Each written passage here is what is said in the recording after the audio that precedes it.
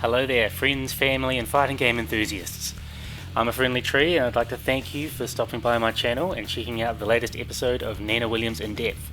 Today, I want to talk about Nina's kneel kick. Okay, but before we start, as always, we want to make sure the properties are all as we want. So far so good. We're gonna turn off the CPU attack info. Don't think we need anything else. No rage, no counter hit. Good. So, kneel kick. Why is it called kneel kick? You tell me. We can find it here, move at 75. People often just call it forward 4, opposed to actually going, hey, check out Nina's kneel kick. But I believe the reason they call it kneel kick is because when you do the move, it forces the opponent to kneel, both on hit and block. Alright, so that was a bit of a preview of what's to come. Kneel kick is forward 4, so you input it forward twice and you hold the second one and press 4 at the same time. You can see start up 28 frames, which means because of the forward input beforehand, if you do it as fast as possible, you're looking at 29 frame startup. And I'm not even getting that right. Yeah, anyway, 29 frame startup is the fastest you can get this move. So it's on the slow end, but it's an interesting move because you can see she does a big flip and she covers a lot of range. So she goes like this. It's like it's her version of the Mishima Demon Scissors, I suppose, but it's a bit more interesting in my opinion. So we go to about range 4, just before range 4, and it can reach. So I think range 4 is the absolute tip. Oh. But you've got to remember that you can do forward and you can delay the input a bit. So you can sort of buffer to increase the range. Now you might also be noticing the frame advantage going crazy over here. So that's because this move has some unique properties. So you'll see when I do that, plus 16. But if I go back a little bit, minus 10. And that's because we want it to hit meaty. Well, sorry, we don't want it to hit meaty. We want it to hit high. We want it to hit pretty much what they call a clean hit in Tekken, opposed to hitting further down. Yeah, and that's where you're going to have less frame advantage. So despite the range on the move, we don't really want to be using it from a distance. You can also see that I'm tech rolling after it, so you can press any of the attack buttons as you hit the ground and you will tech roll, and this changes the frame advantage too. It's important to know to do this and which way to do it, just based on how you want to follow up, I suppose. But we can see here, well, that's plus 16 up close, which is insane. Nina's left on the ground if she does that, while if you tech roll, she's plus 9 on block, and she's crouching, and the opponent's crouching too. They're kneeling because of the kneel kick. But if you do it here, you can see minus 9, that was on the second active frame, minus 10, see we get up to minus 17, minus 15, yeah, it can be, so this can be launch punishable if you do it at range, and you've got to be cautious of that. Now if we compare this to hit, this is where it's a little bit different, because we saw we got up to plus 9 or plus 16 if you didn't tech roll before. But if we do this now, plus 9 is what we get in normally, and plus 2. But can you also see how I've got that little mark there saying clean hit, and that's what I was talking about before. If you get this move as a clean hit, you get these extra properties. But the other thing is you get damage. So you can see there the damage, it says 30 damage, 150%. Opposed to if I do it at a distance, if I do it and it's not a clean hit, 20 damage, 100%. So if you get a clean hit, it's more damage too. But if it hits, we've got less frame advantage. So instead of teching and being crouching at plus 9 in front of them, you're only plus 2. So you don't have the threatening pressure, but you do have, well, you've got the damage you've dealt, which is a good chunk of damage for a single hit. And you still have pressure because you're at frame advantage, just not as much. This move has other properties I want to discuss, and I guess we'll go to counter hit next. So on counter hit, this move knocks them down. It's even got a little bit of a zoom in animation. So if we do this, it looks like you can't get much if you just do this method. You get like that, pretty much. Oh. And if you tick to the right, you only really get something like an OTG. But if you tick to the left, you can pick up down 4-1. Oh, oh well. Anyway, so you can pick up if you tick to the left, while if you tick to the right, this won't work. So generally, get into the habit of ticking to the left after this move, unless you're trying to use it strategically to get away from the wall or something, but yeah, just on the off chance that it does get that counter hit, I'd tick to the left. And you still get the frame advantage on block or hit if it's not a counter hit, so you still get +9 when you tick to the left, or if you tick to the right. So it doesn't affect the frame advantage at all. Whoa, that's a tongue twist. It doesn't affect the frame advantage at all. It just affects whether or not you can pick them up from a combo or your spatial positioning in the stage. Yeah. Next thing we need to talk about is probably the state of the move. So while it's 29 frames start up, or 28, but with the extra input, from frame 5 of that, so frame 6 including the first input, Nina is airborne. So you can use it to low crush. So that's a pretty handy property that it has. And one trade-off with this move, as well as it being very slow, is if this move whiffs, Nina takes damage.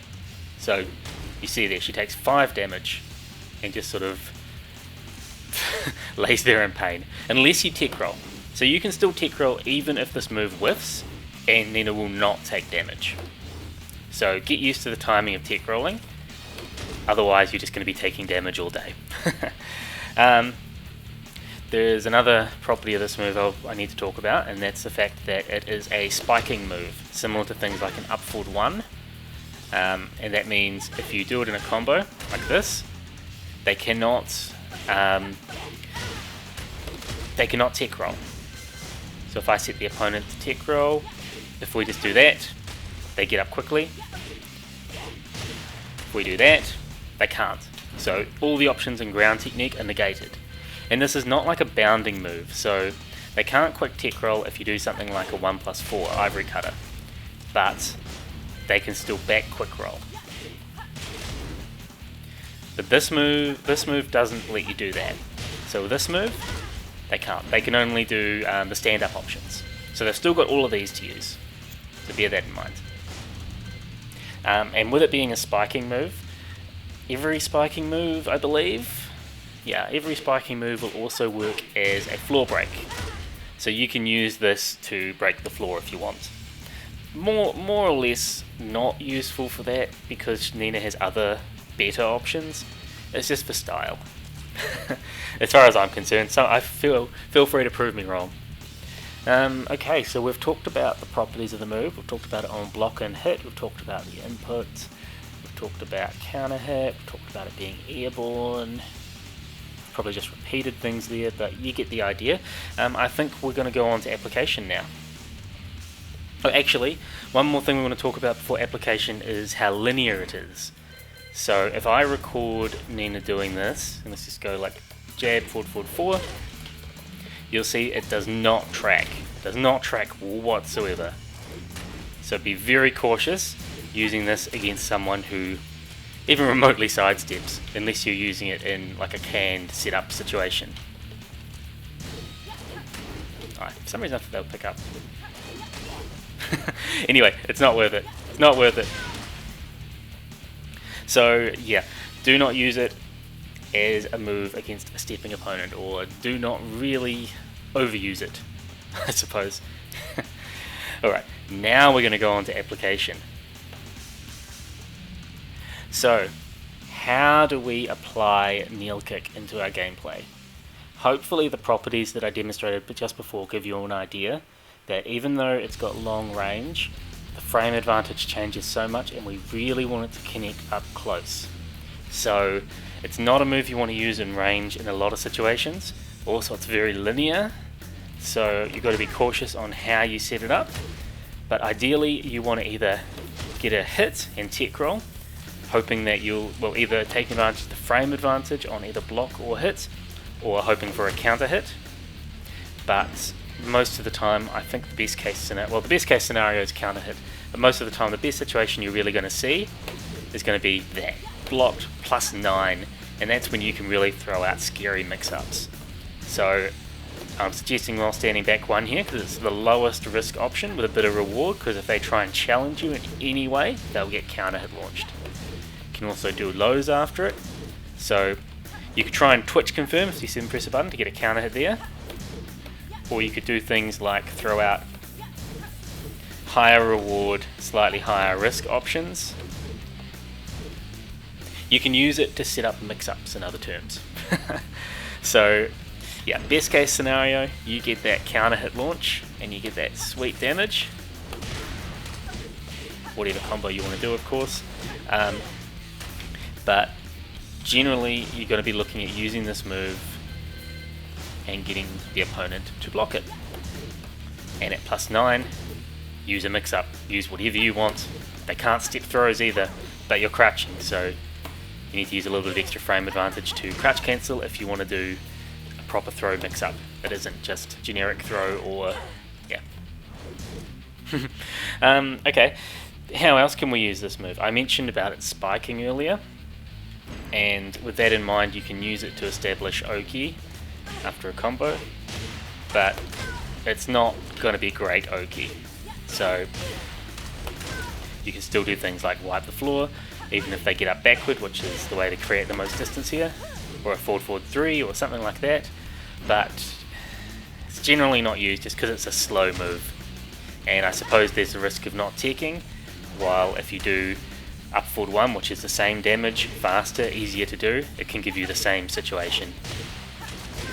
And they both recover crouching too, so you really just have the same situation, but it can be used there. Probably one of the most effective ways you can use this move, like I said before, is in different canned situations.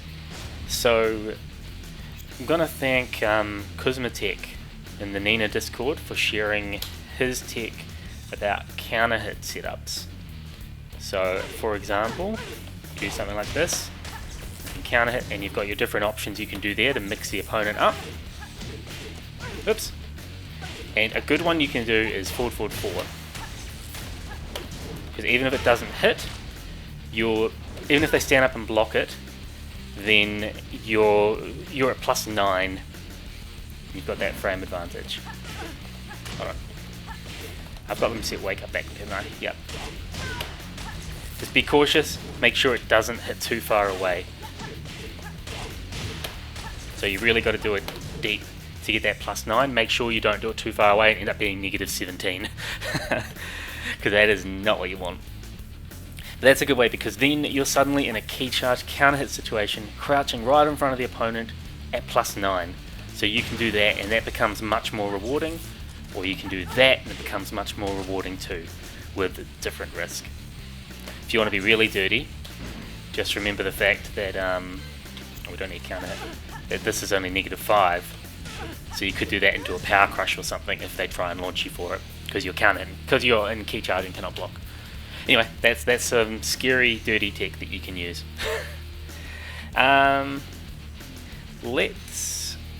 Let's go to the wall. Let's go to the wall.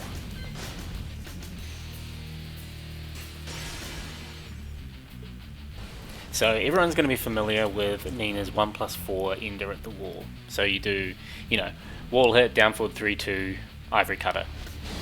And then most of the time people will do the back quick roll, but if they don't, you're guaranteed hits. If this is the case, so we'll set them to back quick roll. So we do something like this. And the general options people do are like quarter circle forward 2, forward 1+2, down back 3, or down 3+4, the grounded stomp. But forward 4 is another valid option, as long as they back quick roll. So, for example, and you're +9 by the wall there, and you're crouching. So imagine if they try and challenge that, and you get that. Well, I mean, that didn't look too scary, did it? It was supposed to be a lot scarier, I swear. Oh my god.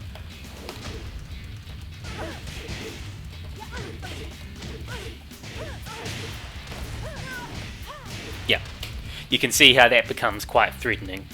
Although you got the risk of them ducking and launching you for that. But it's an option, and it's once again, it's keeping Nina's terrifying wall advantage of you getting an easy +9 in their face mix-up at the wall.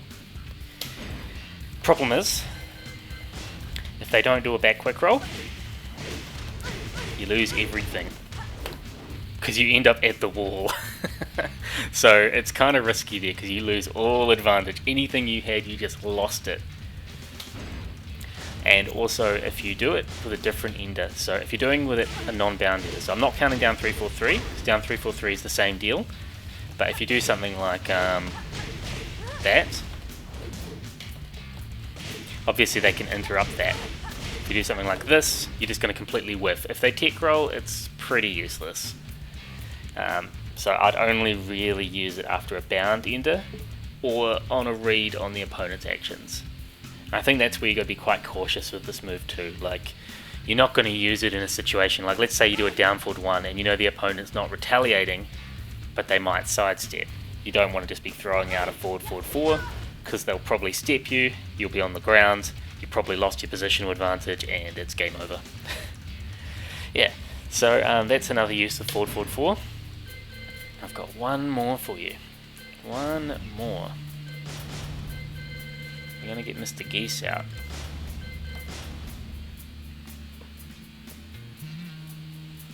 It's a pretty neat move. I like it. I don't use it that much, but it has its place as long as the opponent is respecting and being patient. And there's many ways to establish that situation with Nina. Okay, so if we do Fireball, you've got to remember, I mean, this isn't going to work with every Fireball, or every sort of move, but because this gets Nina in a jump state so early, and because of its range, one of the few cases you'd use it at range would actually be against Geese. So if you see a Fireball, you can go over it quite easily, and I mean the punish isn't great, but what a way to close the gap, right? And suddenly you're in, so that's his advantage, or his spacing keep away advantage gone. Obviously you got other options too, so depending on the range, depending where you are, yikes. You can still, sidewalk it and do different things to punish it, but sometimes that can be tricky. Sometimes they're only throwing it at about this range, and it's hard to get in. It's hard to get an effective punish after a sidestep because of his recovery, and you can use a forward 4. Bear in mind, Rage Art's also a good use here. But yeah, that's its other use that I'm going to share today. I think it's time that we go to the summary, everyone. Nina's Kneel Kick is a pretty interesting move. It is about 28 frame startup, 29 if you include the first input of it, the fact it takes a forward and then another forward to input. It gets her in jump starts from frame 5. It has clean hit properties, which gives it extra damage, and she can also get variable frame advantage depending on how it hits. And we're not just talking about meaty and non-meaty frame changes. This can genuinely leave her at +9 on block against the opponent with her crouching, or +16 on block with her on the ground by the opponent. But if you do it wrong, if you misjudge the distance, what should leave you at +9 can leave you at -17, so you've got to be cautious. It has a long range, but for that reason, you've got to choose your moments when to use it, and generally you want to be using it closer opposed to further away. It's very linear, so you've got to be cautious when people might be stepping, because that's also going to give them free damage against you. Speaking of which, it's a move where you can deal damage to yourself if you do not tech roll. So make sure as you do this move, as you land to the ground, you tech either into the background or the foreground. Make sure that if you're going for a launcher, that you tech to the left, which is the background on the player 1 side, the foreground on the player 2 side, as that's the only way that you can successfully pick up for a combo after the counter hit. It can be used to cause strong 50-50 situations, such as the +9 on block crouching against the opponent. It can also be used to spike the opponent or wall break, or it can be used as part of Oki, or even a very dirty key charge setup. to continue your pressure and really keep the opponent scared. How do you use kneel kick? It's a weird move, and it's one that a lot of people have requested I do a video on, so I hope you've learned a bit from this video. I hope you've enjoyed it. Please comment below what you like about this move and how you use it, and let me know if there's anything else you'd like me to cover. Thank you everyone, I'll catch you next time. You win. What's done is done.